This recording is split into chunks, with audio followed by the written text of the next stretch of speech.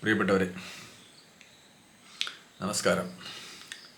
നമ്മൾ പ്രാചി എന്ന ഈ മാധ്യമം ഈ ഒരു മഹാനായ സംഘസ്ഥാപകൻ പരംപൂജ്യ ഡോക്ടർ ജിയുടെ ബാല്യത്തെ ഒന്ന് അടുത്തറിയാനുള്ള ശ്രമം നടത്തി തുടങ്ങിയിട്ടുണ്ടായിരുന്നു. അത് വല്ലാത്തൊരു പ്രേരണയിൽ നിന്നാണ്. അതറിഞ്ഞപ്പോൾ അത് അറിയാൻ വൈകിയതിൻ്റെ ഒരു വിഷമം അതുള്ളിൽ കിടന്നിട്ടാണ് ഞാനത് അത്ര വിസ്തൃതമായി പറയാനിടയായത്. വിസ്തൃതം എന്ന് പറയുമ്പം ഒരു 30 മിനിറ്റിൽ ഒതുക്കാവുന്നതല്ല. ഒരു 8 മുതൽ ഒരു ഏകദേശം 21 വയസ്സിനടുത്ത് വരെ പറഞ്ഞു എന്നാണ് എൻ്റെ ഓർമ്മ. 21 അല്ല, 20 അല്പം കൂടെ മുമ്പോട്ടെങ്കിലും പോയിട്ടുണ്ട്. 25 വരെയെങ്കിലും പറഞ്ഞിട്ടുണ്ട്. നരേന്ദ്ര മണ്ഡൽ വരെ പറഞ്ഞിട്ടുണ്ട്. 8 വയസ്സ് മുതൽ അത്ര സജീവമായി സർഗാത്മകമായി വയറുമുറുക്കിയെടുത്ത ആ കുട്ടി, 12 വയസ്സിൽ അച്ഛനെയും അമ്മയും നഷ്ടപ്പെട്ട ആ കുട്ടി നടത്തിയൊരു പ്രക്രിയയ്ക്ക് ചരിത്രത്തിൽ മാതൃകകളില്ല എന്ന് പറഞ്ഞാൽ അത്രയ്ക്ക് അന്വേഷിച്ചിട്ടുണ്ട്. ആർക്കെങ്കിലും ഉണ്ടെങ്കിൽ പറഞ്ഞാൽ സന്തോഷം. അത് അത്രയും ഞാൻ പറഞ്ഞല്ലോ. പൊളിറ്റിക്കലി ഹൈപ്പർ ആക്റ്റീവായ ഒരു കുട്ടി. ഹൈപ്പർ ആക്റ്റീവ് എന്ന് പറയുന്നതിനെ പോസിറ്റീവായി എടുക്കുക. അത്രയ്ക്ക് അനാഥനാണ്. ഭക്ഷണമില്ല, ഒരു നേരം മാത്രം ഭക്ഷണം. ആ ഒരു കുട്ടി ആ കാലയളവ് പറഞ്ഞു പോകുമ്പോൾ ഞാൻ ഒരു 1-2 കാര്യങ്ങളിലൂടെ ചേർക്കാനുണ്ടായിരുന്നു. ആ കാലയളവിൽ വളരെ കാര്യങ്ങൾ വേണമെങ്കിൽ ചേർക്കാം, പക്ഷെ അനിവാര്യമായും ചേർക്കേണ്ട ചില കാര്യങ്ങളുണ്ട്. അന്ന് ഞാൻ മുമ്പ് പറഞ്ഞിരുന്നു. അതിൻ്റെ അകത്ത് അദ്ദേഹത്തിൻ്റെ ഇപ്പോഴത്തെ ഭാഷയിൽ പറഞ്ഞ മെൻറ്റർ എന്നൊക്കെ പറയാവുന്ന അദ്ദേഹത്തിൻ്റെ ജീവിതത്തിലെ ഏറ്റവും പ്രധാനപ്പെട്ട 3-4 സ്വാധീനങ്ങളിലൊന്നെന്ന് പറയപ്പെടുന്ന ഈ ബാലകൃഷ്ണ ശിവറാം മുൻഷെ എന്ന് പറഞ്ഞ ആ വലിയ കണ്ണ് സർജൻ. അക്കാലത്തെ അദ്ദേഹത്തിൻ്റെ വിദ്യാർത്ഥി സമാജത്തിൻ്റെ കാര്യവാഹമായിരുന്നു. ആ കാലത്ത് 16 വയസ്സിൽ വലിയ തരത്തിൽ കുട്ടികളിലേക്ക് പ്രവർത്തിച്ചിരുന്ന ഒരാളാണ്. സ്വദേശി പ്രസ്ഥാനമായിട്ട് ബന്ധപ്പെട്ട് സ്വദേശി ഉൽപ്പന്നങ്ങളുടെ വിപണനം അത് ഒപ്പം തന്നെ ഈ ആ കാലത്ത് തന്നെ അദ്ദേഹം ഒരുപക്ഷെ അദ്ദേഹത്തിൻ്റെ ആദ്യത്തെ പ്രസ്ഥാനാത്മക സ്വഭാവമുള്ള ആദ്യത്തെ ഒരു ഇടപെടൽ എന്ന് പറയുന്നത്, അദ്ദേഹത്തിൻ്റെ ഒരു ക്രിയ എന്ന് പറയുന്നത് അതാവാം. അന്ന് അദ്ദേഹം ഒരു ഡിബേറ്റിംഗ് സൊസൈറ്റി, ഒരു ചർച്ചാവേദി കുട്ടികളുടെ വേണ്ടി ഔദ്യോഗികമായി സ്ഥാപിച്ചു. ആ കുട്ടി, അദ്ദേഹം എന്ന് ഞാൻ പറയുന്നത് ആ കുട്ടി കേശവ ബലിരാമൻ, ആദികേശവൻ എന്നൊക്കെ നമുക്ക് പറയാം, തമാശയ്ക്കല്ല. അതിൻ്റെ പേരായിരുന്നു ദേശബന്ധു സമാജം. ഞാൻ ഇന്നലെ അത് പറഞ്ഞിരുന്നു.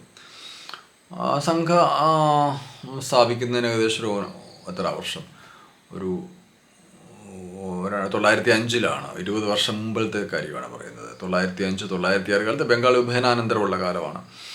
അപ്പോൾ അതിൻ്റെ പ്രവർത്തനം വളരെ സജീവമായി അദ്ദേഹം നടത്തും. അദ്ദേഹത്തിൻ്റെ ഒപ്പം ഉണ്ടായിരുന്ന ജംനാലാൽ ബജാജ്. നമുക്ക് ഭാരതീയ ചരിത്രത്തിൽ, സ്വാതന്ത്ര്യ സമര ചരിത്രത്തിൽ ജംനാലാൽ ബജാജ് പലപ്പോഴും പിൽക്കാലത്തും വലിയ പേരുള്ള ആളാണ്. ഒപ്പം ഭവാനി ശങ്കർ നിയോഗി, അവരൊക്കെ അതിൻ്റെ അകത്തുണ്ടായിരുന്നു. അതിന് 2 വിഭാഗങ്ങളുണ്ടായിരുന്നു, 2 ദളങ്ങളുണ്ടായിരുന്നു. അതിൻ്റെ സമർത്ഥ ശിവാജി സമാജ് എന്നൊരു രഹസ്യ വിഭാഗമുണ്ട്, ഒരു ഗുപ്ത വിഭാഗം. ആ ഗുപ്ത വിഭാഗം സമ്പൂർണ്ണമായിട്ടും ഈ കേശവ ബലിരാമൻ, നമ്മുടെ കേശവ ബലിരാം ഹെഡ്ഗെ പറഞ്ഞ ഈ ബാലകൻ്റെ ചുമതലയായിരുന്നു. അല്ലെങ്കിൽ ഒരു തരുണാവസ്ഥയിലേക്ക് കിടക്കുന്ന ഇതിൻ്റെ ഉപജ്ഞാതാവിൻ്റെയും പ്രണേതാവിൻ്റെയും ചുമതലത്തിൻ്റെ അതായിരുന്നു ഈ അക്കാലത്തെ റവല്യൂഷണറി അനുശീലനം സമിതിക്കും അങ്ങനെ അത്തരം ഒരു ഫ്രണ്ടൽ ഒരു മുമ്പിലൊരു ഇത് കാണും. അതിൻ്റെ അകത്ത് രഹസ്യ സ്വഭാവമുള്ള വിപ്ലവ സ്വഭാവമുള്ള, വിപ്ലവം എന്നുള്ള അതിൻ്റെ നല്ല അർത്ഥത്തിലാണ്. കമ്മ്യൂണിസ്റ്റുകൾ പറഞ്ഞത് ഒരു ആ അർത്ഥത്തെ വല്ലാത്തൊരു അധക്കരിച്ചിട്ടുണ്ട്. അതിൻ്റെ അർത്ഥം അത് ആ അർത്ഥത്തിലല്ല പറഞ്ഞത്, ശുദ്ധമായ നല്ല അർത്ഥത്തിൽ. അത് ആ അർത്ഥത്തിൽ അവർ ഈ സമർത്ഥ ശിവാജി സമാജ് എന്ന് പറയുന്ന ആ വിഭാഗം പ്രായേണ ഈ ആയുധങ്ങൾ ബ്രിട്ടീഷ് പട്ടാളക്കാരിൽ നിന്നുൾപ്പെടെ അദ്ദേഹം പിൽക്കാലത്ത് അത് കൃത്യമായി അദ്ദേഹം ചെയ്തിട്ടുണ്ട്. എങ്ങനെയെങ്കിലും ആയുധങ്ങൾ സംഘടിപ്പിക്കുക. ആയുധങ്ങൾ എന്ന് പറയുമ്പോൾ നല്ല ആയുധങ്ങൾ സംഘടിപ്പിക്കുക. അതിൻ്റെ പരിശീലനം, അതിൻ്റെ വിപണനം എന്ന് പറയുന്ന, മാർക്കറ്റിംഗ് എന്ന് പറയുന്ന അർത്ഥത്തിലല്ല, അതിൻ്റെ ഡിസ്ട്രിബ്യൂഷൻ, വിതരണം. വിപണനം എന്ന് പറയുന്നതിനേക്കാൾ വിതരണം, അതിനെ കൃത്യമായ കൈകളിൽ എത്തിക്കുക. അത്തരം കാര്യങ്ങൾ അതുമായിട്ട് ബന്ധപ്പെട്ട പ്രവർത്തനങ്ങൾ നടത്തിയിരുന്ന ഒരു രഹസ്യ കുട്ടികളുടെ മുമ്പിലേക്കൊരു ഡിബേറ്റിംഗ് സൊസൈറ്റി എന്നുള്ളതിലേക്ക് ദേശബന്ധു സമാജം അദ്ദേഹം നടത്തി. അന്ന് അദ്ദേഹത്തിൻ്റെ ഒരു പ്രതിജ്ഞ ഉണ്ടായിരുന്നു. ഞാൻ പിൽക്കാലത്തെ എല്ലാ സംഘസൂക്തികൾക്കും സംഘമന്ത്രങ്ങൾക്കും മുന്നോടിയായി അദ്ദേഹത്തിൻ്റെ ആദ്യത്തെ അത്തരത്തിലുള്ളൊരു എന്താ പറയുന്നത്, അത്രയും ഒരു സംഗ്രാമോക്തി എന്ന് പറയുന്ന ഒരു സൂക്തി അത് തന്നെയാവണമെന്ന് തോന്നുന്നു. അദ്ദേഹത്തിൻ്റെ അദ്ദേഹം ആര് രചിച്ചതെന്ന് എനിക്ക് ധാരണയില്ല. എന്തായാലും അതൊരു വല്ലാത്ത പ്രതിജ്ഞയാണ്. അതിൻ്റെ അതിൻ്റെ അകത്ത് ഈ ദൃഢപ്രതിജ്ഞയാണ് ദേശത്തിന് വേണ്ടിയുള്ള. അതൊന്ന് പറയാൻ വേണ്ടിയാണ്. ആ ദൃഢപ്രതിജ്ഞ ഒന്ന് പറഞ്ഞില്ലെങ്കിൽ അതൊരു വല്ലാത്തൊരു വിഷയമാവും. അതുകൊണ്ട് അത് പറയുന്നത് ആ കുട്ടി കേശവൻ്റെ ആ വിഷയത്തിന്മേലുള്ള സ്ഥൈര്യവും ആ വിഷയത്തിന്മേലുള്ള കാഴ്ചപ്പാടും എത്രമേൽ ആഴത്തിലുള്ളതും എത്രമേൽ ദാർശനികവുമായിരുന്നു എന്നുള്ളത് കാണാവുന്ന ഒരു സ്ഥലം കൂടിയാണ്. ദാർശനികം എന്ന് പറഞ്ഞാൽ അതിൻ്റെ വലിയ അർത്ഥത്തിൽ എടുക്കേണ്ട എന്ന് ഞാൻ പറയും. അത് ഇങ്ങനെയായിരുന്നു. അത് നോക്കി വായിക്കേണ്ടി വരും. കരിതോ സന്മിത്ര കോ നിശ്ചയേ ആപ്ലേ പുടേയ, മറാഠിയിലാണ്.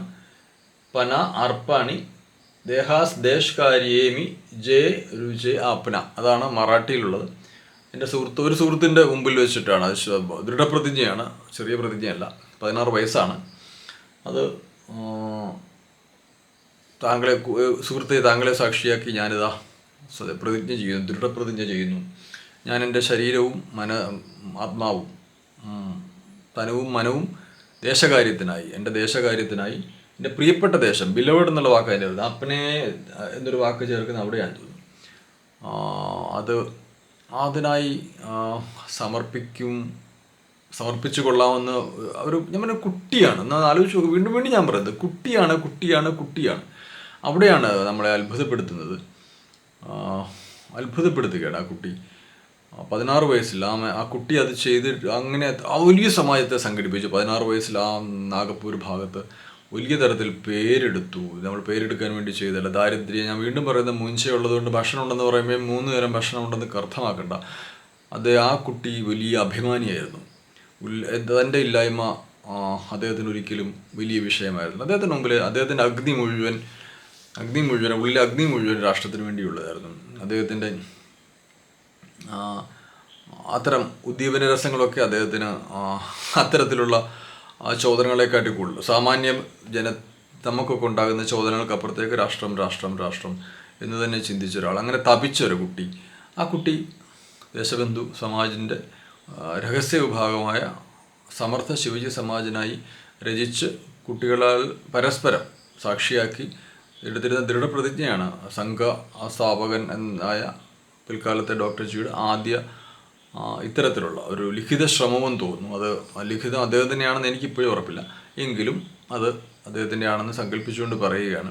തൊട്ടടുത്ത് ഒരൊറ്റ കാര്യം കൂടെ പറയുകയാണ്. അത് ഇതേ കാലത്ത് ശേഷം ഈ ഒരു 905 ഞാൻ ഇന്നലെ പറഞ്ഞു നിർത്തുന്നത് നരേന്ദ്രമണ്ഡൽ ഉണ്ടാക്കുന്നവരെ, അത് പിന്നീട് അടുത്ത അദ്ദേഹത്തിൻ്റെ ഒരു പ്രസ്ഥാനാത്മക സ്വഭാവം വരുന്നത് നാഗ്പൂരിൽ ഡോക്ടറായി തിരിച്ചെത്തി കഴിയുമ്പോൾ ഉള്ള ഒരു നിശ്ചലതയ്ക്കുണ്ട് അദ്ദേഹം നരേന്ദ്രമണ്ഡൽ ഉണ്ടാക്കുന്നത്. അവിടെ തൊട്ടാണ് ഞാൻ അടുത്ത ഭാഗം പറയേണ്ടത്. അതിന് മുമ്പൊരു 914 നിങ്ങൾ അതുകൂടെ കേൾക്കണം. 914 ബ്രിട്ടീഷ് സർക്കാർ അന്നത്തെ പൊളിറ്റിക്കൽ ക്രിമിനൽസിൻ്റെ ഒരു ഡയറക്ടറി പ്രസിദ്ധീകരിക്കുന്നുണ്ട്. 914 അന്ന് 25 വയസ്സുണ്ട് ഈ കുട്ടി യുവാവായിരിക്കുന്നു. കുട്ടി എന്ന് ഞാൻ പറയുന്നത്, നമ്മൾക്ക് പലപ്പോഴും 25 വയസ്സുള്ളവർ നമ്മൾ കുട്ടികളെന്ന് വിളിക്കുമ്പോൾ അവർ യുവാക്കളായിരിക്കുന്നു. ആ കുട്ടി അന്ന് സെൻട്രൽ പ്രൊവിൻസ്, അത് നാഗ്പൂർ ഉൾപ്പെടെയുള്ള പ്രദേശത്തു നിന്ന് ആ കുട്ടിയുടെ പേരുണ്ട്. അന്നത്തെ പ്രധാനപ്പെട്ട ഇന്ത്യയിലെ പൊളിറ്റിക്കൽ ക്രിമിനലുകൾ അന്ന് ആലോചിച്ച് നോക്കൂ.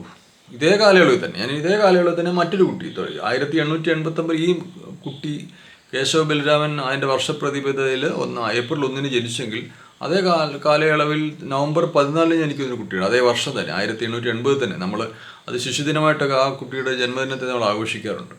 ആ കുട്ടി 905 ഇദ്ദേഹം ദേശബന്ധു സമാജ് ഉണ്ടാക്കുമ്പോൾ ഈ ചർച്ചാ സൊസൈറ്റിയും ഗുപ്തമായി ആയുധങ്ങൾ ശേഖരിക്കുകയും നടക്കുന്ന ഈ 16 വയസ്സിൽ ഈ കേശവ ബലരാമൻ അത് ചെയ്ത് നടക്കുമ്പോൾ, ദാരിദ്ര്യത്തിൽ വയറുമുറുക്കിയെടുത്ത് അനാഥത്വത്തിൽ നടക്കുമ്പോൾ ഈ കുട്ടി നെഹ്റു എന്ന് പറഞ്ഞ കുട്ടി ഇതേ കാലയളവിൽ 905-906 കാലത്ത് ലണ്ടനിൽ മിഡിൽ സെക്സിൽ ഹാരോ സ്കൂളിൽ, വളരെ പ്രീമിയം സ്കൂളിൽ പഠിച്ചു തുടങ്ങിയ, വെറുതെ പറയുന്നേ ഉള്ളൂ, കുട്ടികളാണ്. നമ്മളങ്ങനെ തുലനം ചെയ്യേണ്ട കാര്യമില്ലെങ്കിലും സന്തോഷം. വന്ദേ കേശവം.